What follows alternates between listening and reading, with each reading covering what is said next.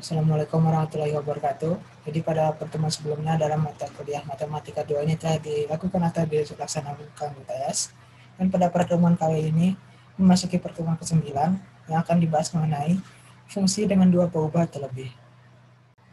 Jadi fungsi dua peubah atau variabel, misalkan X dan Y adalah fungsi yang memetakan tiap pasang atau XY pada tempat satu bilangan real. Demikian pula dengan fungsi tiga peubah, misalnya ada X, Y, dan Z. Nah, jadi dapat diperhatikan pada contoh di bawah ini. Nah, yang di kotak sebelah kiri ini merupakan contoh dari fungsi dua peubah, di mana terdapat dua variabel, ada variabel X dan Y.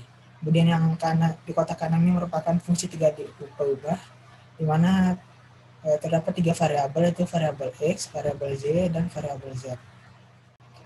Jadi pada fungsi dua peubah terlebih ini ada yang dinamakan domain dan range.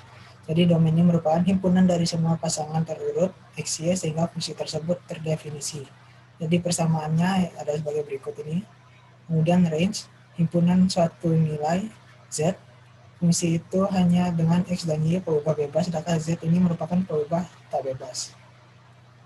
Nah, jadi dapat diperhatikan pada gambar sebelah kanan ini.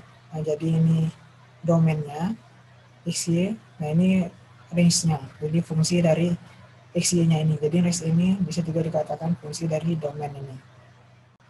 Jadi untuk menentukan domain ada dua cara. Yang pertama hindari akar bilangan negatif dan yang kedua hindari pembagian dengan 0. Dapat diperhatikan pada contoh. Jadi misalkan ada fungsi X, Y, yaitu X per Y ditambah dengan X, Y.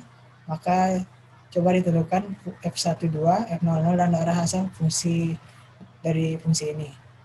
Misalnya yang pertama yaitu F12, kemudian dimasukkan Y-nya itu 2, F-nya itu 1, jadi dihasilkan 4.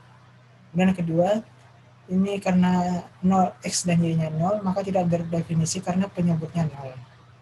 Kemudian dari fungsi di atas adalah persamaan berikut ini.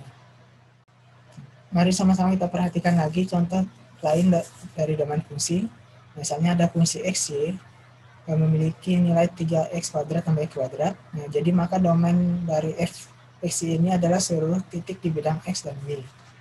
Nah, kemudian yang kedua ini ada fungsi g x y, di mana nilainya itu 1 per akar dari x y. Maka domain dari g x y ini adalah semua titik di kuadran 1 dan 2, karena perkalian x dan y harus positif.